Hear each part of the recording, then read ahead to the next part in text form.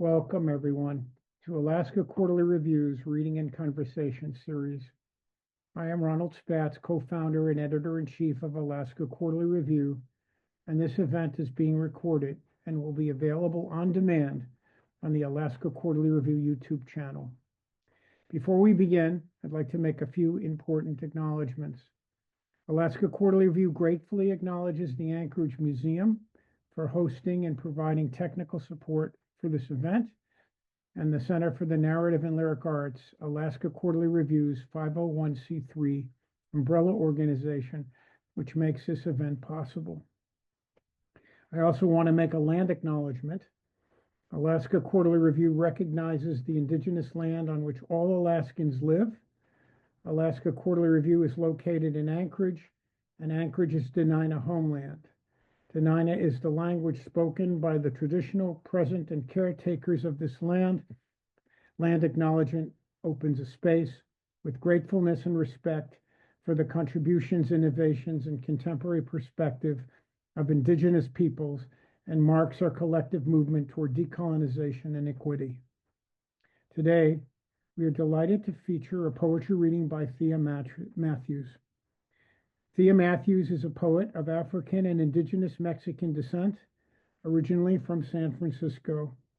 She's the author of the poetry collections GRIME from City Light Books, 2025, and Unearth, The Flowers, published by Red Light Lit Press, and was named one of the Kirkus Review's best indie poetry books of 2020.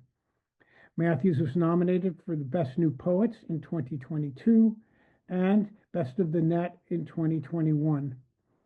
In addition to Alaska Quarterly Review, her work has appeared in Colorado Review, The Common, Obsidian, Literature and the Arts, in the African Diaspora, the Massachusetts Review, the New Republic, and Alta Journal.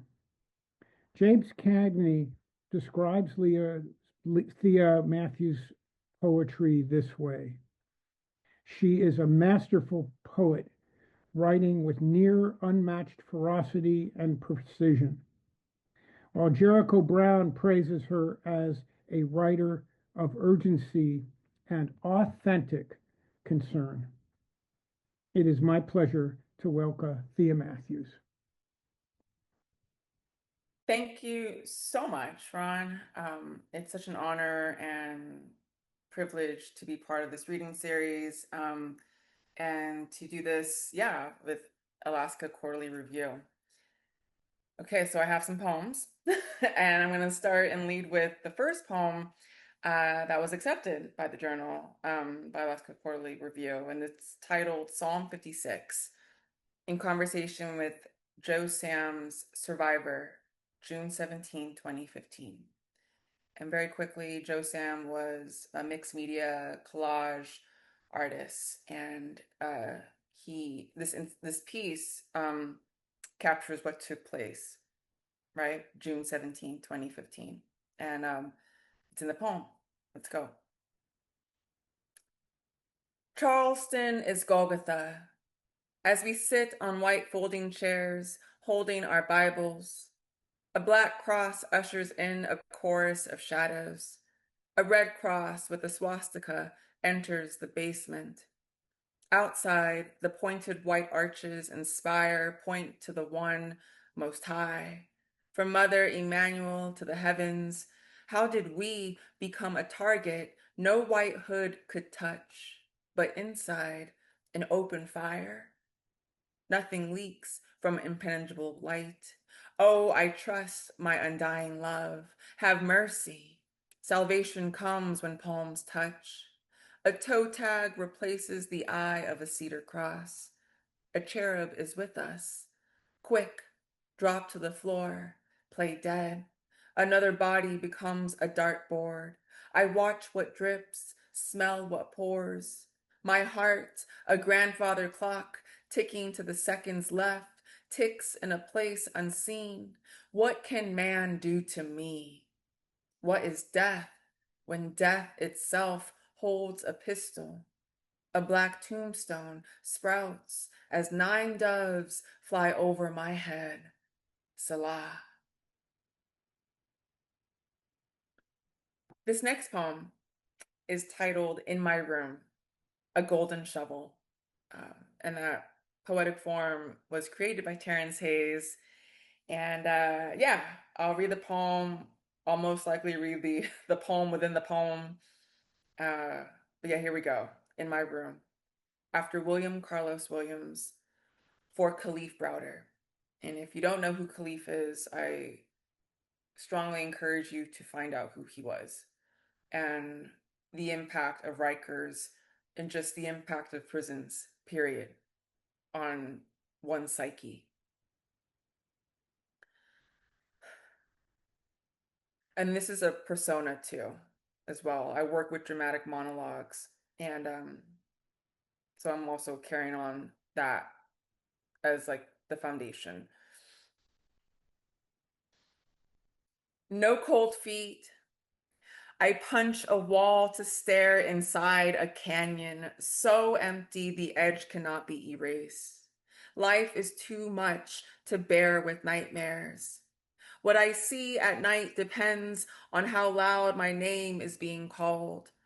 Voices rest upon how fast my body can move through sheetrock or a herd of shoppers where they don't look like people but red stripes, walking, talking, moving, as if life is a bike wheel spinning and mine is riveted, shocked like a stunned barrow before slaughter. I try to sleep, but my fingers are glazed with cum, and the stench of piss reeks from bottles filled with piss. I am convinced I can't leave my room while rain pounds on the roof, or even know how a kiss is a sip of water. Rats squeal in between my ears, lasting for hours beside two cotton pillows, and the AC I stare at competes with the whispers in the pipes. My name is called again by a white wall. No, man, I can't go back, be fed to a mob of chickens. So, persona to dramatic monologue, right? Um, and then I'll read the poem that makes this poem a golden shovel. WCW. So much depends upon a red wheelbarrow, glazed with rain water beside the white chickens.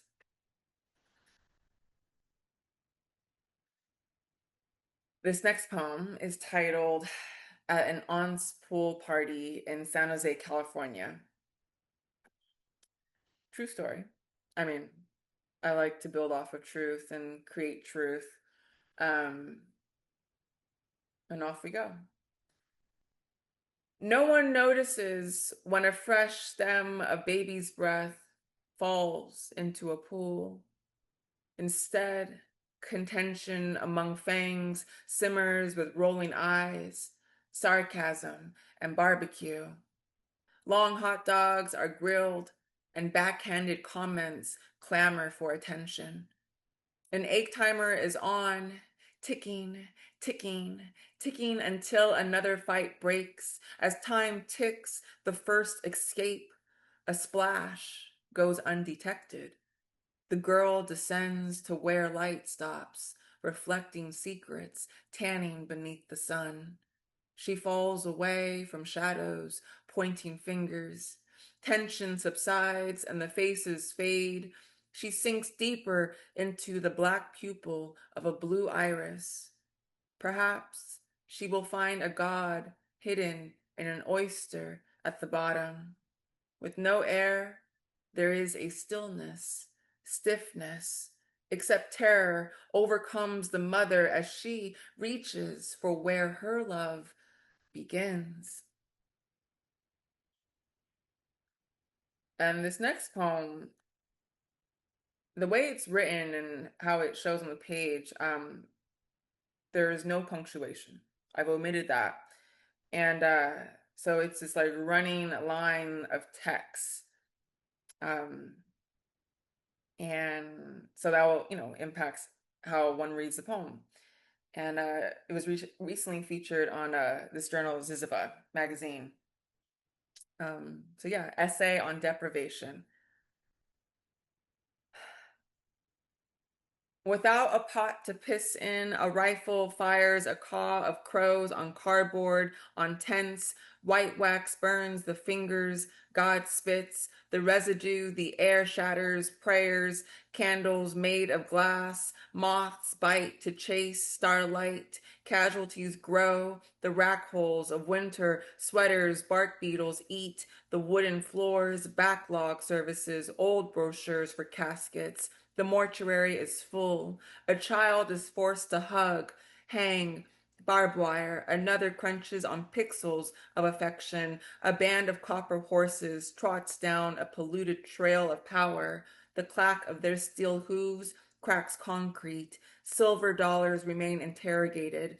Boxes of matches are nestled in between suit pockets. A woman stands over her daughter, a hammer in one hand, another injustice. There is nothing sensory to experience, only the frigidity of a mind turned off. No peace. Pour the wax to keep the wick, the chapped lips, the stomach growls, the light dims again and again. The girl is now grown. Her face fades as organs submerge, organs in custody, organs sold. Look, half a note remains in the trenches, some caught in the wind, air bubbles of opulence. Herds remain giddy. On land, no calls, no visitors, no food allowed, but a cage for freedom, beating to pillage, break a heartbeat, make a monster, leave a lifetime in a locked chest. You can only breathe underwater for so long.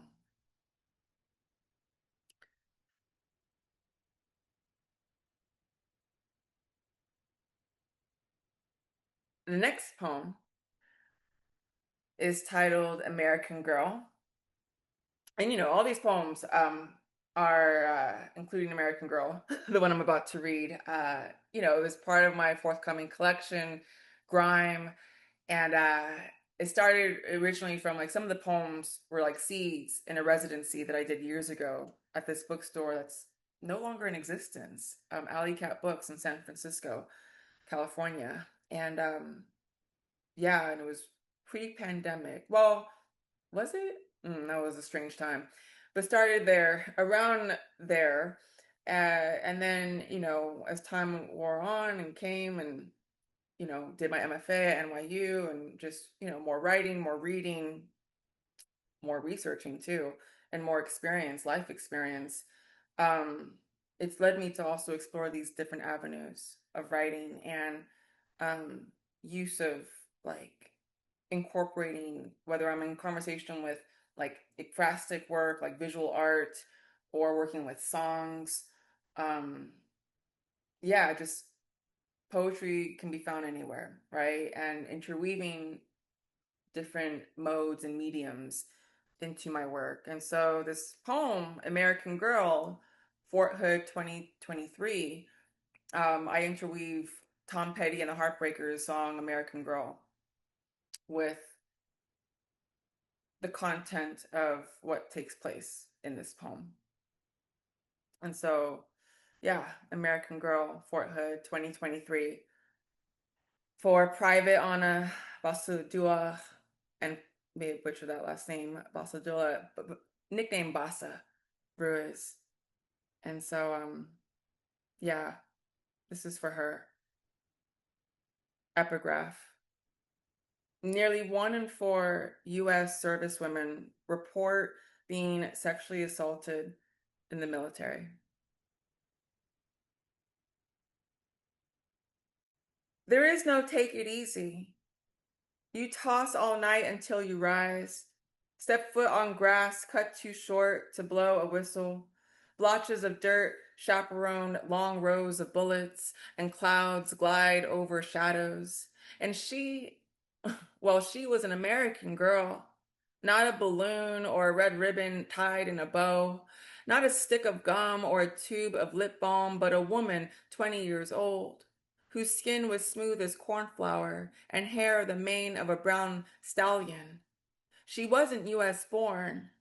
But my God, she was raised on promises. Promises that if you join the army, you will have a way to travel, get an education, be great, see a great big world. But see the deep imprints of combat boots. Terror hung from a hook like a hunter's trophy. And there were two, hunter and prey, stay in one trench. The sergeant came to her room unannounced and tried to pry her open. He would eventually transfer, but he crept back in her memory like a rattlesnake, slithering across the base over and over again. And the soldier, he found the key to her mind, leaving her no place to run to. Beneath the shower head, she stared at her bare feet against the bathroom tile floor, wishing to be far out of reach. She couldn't feel the water, only the floor collapsing into the earth's core, like waves crashing on the beach. The soldier was relentless, and she could not withstand the feeling any longer, the feeling of something that's so close. Her pulse. God, it's so painful, she moaned. Mm. Yeah, this next poem is titled "Oh Holy Night," and was featured in the Massachusetts Review. um, yeah, I'm taking a pause to segue. There's inspiration, like Bob Kaufman was one of those poets. I think the way he used language, um, mm, like a Rubik's Cube, it was, yeah, phenomenal. And I think for a long time, he was definitely an underrated beat poet. Um, and I'm very thankful that more and more folks are giving him the credit he's long deserved as a foundation to the movement of poetry. And so yeah, I have a few poems that I think kind of air on that legacy of Bob. And you know, the content that I picked too, because it's not like I can just write a dramatic monologue off of anyone. Um, the subject matter is very important and very important. And I'm selective and I take it, I cherish who comes to me, really. Like I have deep reverence for those that come to me, and or I feel and hear a poem, it's like, okay, I'm called to do this and be led to do it and hopefully do it justice, give it justice. Um, so yeah, so there's that for American Girl. And let's get on to Oh Holy Night. Oh Holy Night. Stars brim with valor, murder, my jaws locked to the current. This hymn is without nation beyond sundown and oil of marching polyester. To be a star of valor, one must kill. Teeth marks are found in the back of a cop car. Cymbals clang on two hot grits. My mental chatter is at the speed of rapid thumping. Asphalt tapes the blood spill. A gold tooth crater smiles into a blow. The blow is the lingering smoke of a body left unrecognizable. A roller coaster of adrenaline shines bright, the red Pollock splatter. The high of it might even entice you to just shoot. Or you might lose your mind in a padded room. Pull whatever is left into the air until you hear the angels sing. Try hiding the gospel behind a prison no one sees. Listen to another eulogy on a megaphone.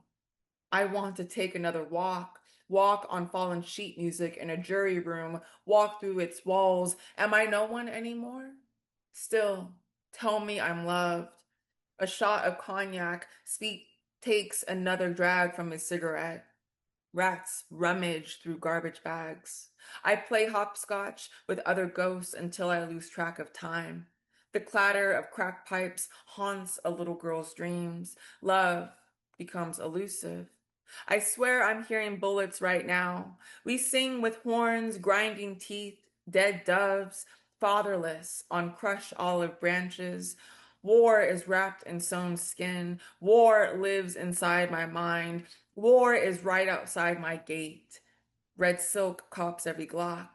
Diamonds nestle in between bail bonds. I glide through shut doors as eagles shove themselves into bricks. Cameras cannot watch where my mind goes. Waves of black curls glisten by feet, dangling high off sermons, black hands pinned to oak. Cotton made the allegiance. Who claims the body? Body cameras protect themselves. What am I left with? My mother's plasma thickens on top of congressional bills. So I interweave. I mean, it's one speaker, but there's multiple speakers. And yeah, the eye morphs, is change. It's malleable. It shifts. The eye of the speaker, it's always me. Yeah, it's not me. Or it's a part of me. It's a hidden me. It's a shadow of me. Like literally, right? It's like I'm here, there's this shadow. And I feel like this is like a visual metaphor for what I do in my work. This next poem, Revolution, is the hope of the hopeless. It's part of the anthology Poetry is Bread, edited by Tina Kane. Tina was the poet laureate of Rhode Island, I want to say. I could be mistaken. I don't think so. Or I think I am correct. But yeah, Tina Kane is the editor, and I'm just thankful that this poem got to be part of this anthology and will be featured in GRIME. So here we go. Revolution is the hope of the hopeless. Says a piece of painted plywood in white on a wall of an old empty family rec spot on Turk and Fillmore, the one-time Black Harlem of the West, where jazz once echoed on swings and blues once cooed on rooftops, where slick shoes and permed hair charted their steps to freedom. But boys, oh, the boys will later skip school, laugh bullets, clock paper, and girls would do their braids by passenger side mirrors. Together, jump rope in front of a police station, paint the sidewalk black, holler with blunts on the corner of what is now the Western Addition, Alamo Square, where crack robs a home and tourist bags are stolen, where transplants eclipse Black families, where each step my hands want to chip paint off the wall until I see light glowing in the wood grain. Revolution begins at rock bottom.